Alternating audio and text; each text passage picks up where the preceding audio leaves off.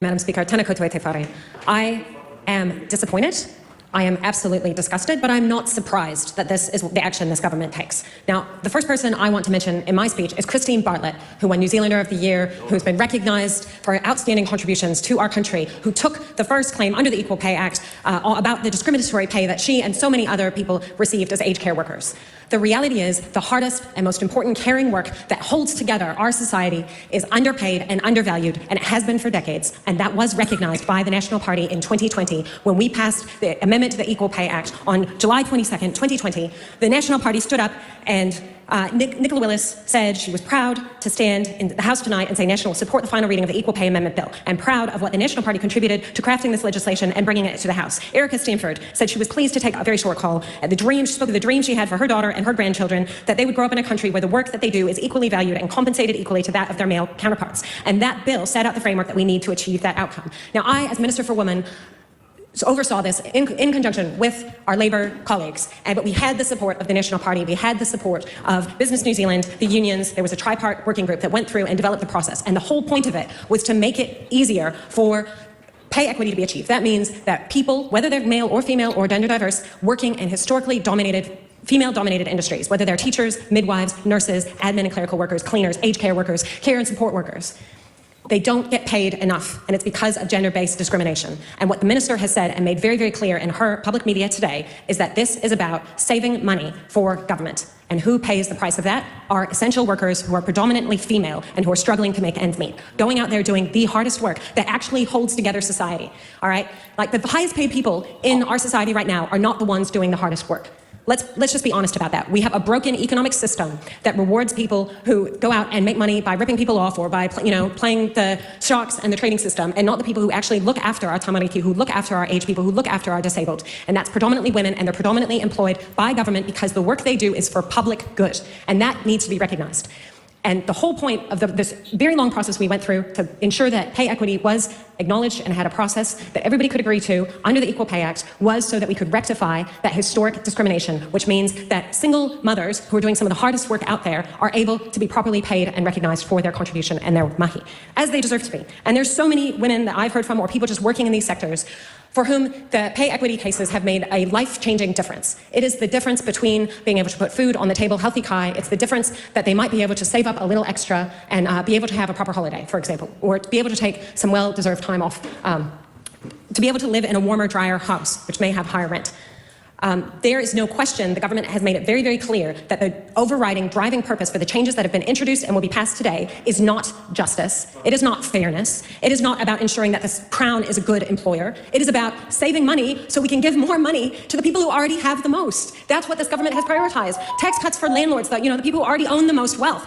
Tax cuts for tobacco companies. That's what women in this House have made their work, is to look after the people who donated to the government parties rather than looking after the women who are underpaid and doing the most critical work. And those are the workforces in which we have shortages. We don't have enough teachers, we don't have enough midwives because we do not pay them enough. Honourable Louisa. Whoa, heck. Yeah, I mean, the life-changing stuff is what really gets me. There's this amazing NZDI early childhood educator who tells a story that she was able to leave her husband when she got a 30 grand pay rise by moving kindy, to the kindy system, because she finally had enough money to be able to survive financially. And then I sometimes wonder, is this why some people don't want pay equity? Because they don't want women to leave their husbands?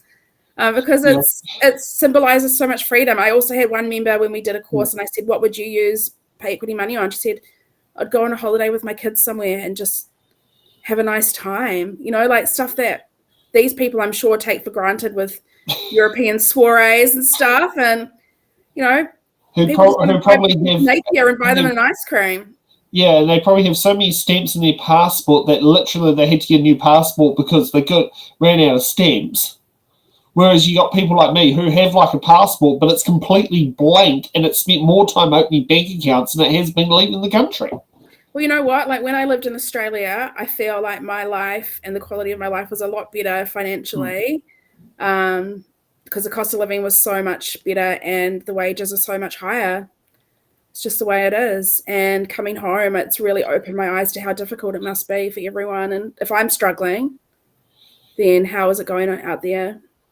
Yeah. I know that. I don't know what salary you're on, but mine's closer down to about the $25,000 to $30,000 mark. Yeah. Well, when I was living in Australia, or when I came home, I had a 60 grand pay cut. So that was difficult, and then my housing costs doubled. Yeah. So yeah, and I know I'm really lucky and I'm really privileged, but it's just that whole, like, why wouldn't you go and be a care and support worker earning $38 an hour plus getting time and a half for unsociable hours or double time? Why wouldn't you do that if you could? Yeah. It's just so short-sighted. Now, here's something I thought is a little bit concerning.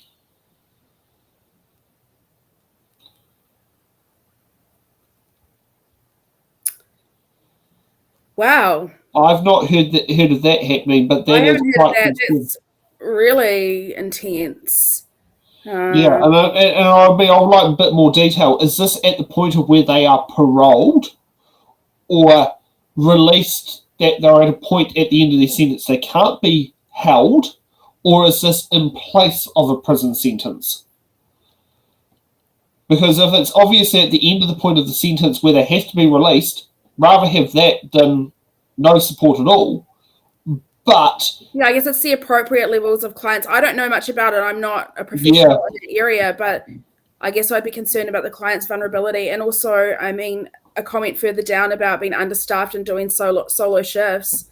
Like that is a security risk for anyone, if they're a prisoner or not, because of the nature of the people that you're working with have some vulnerabilities, and you are vulnerable. So I mean, it's not like BP, where if you got down to one staff member, you went on night pay window. It doesn't work that way.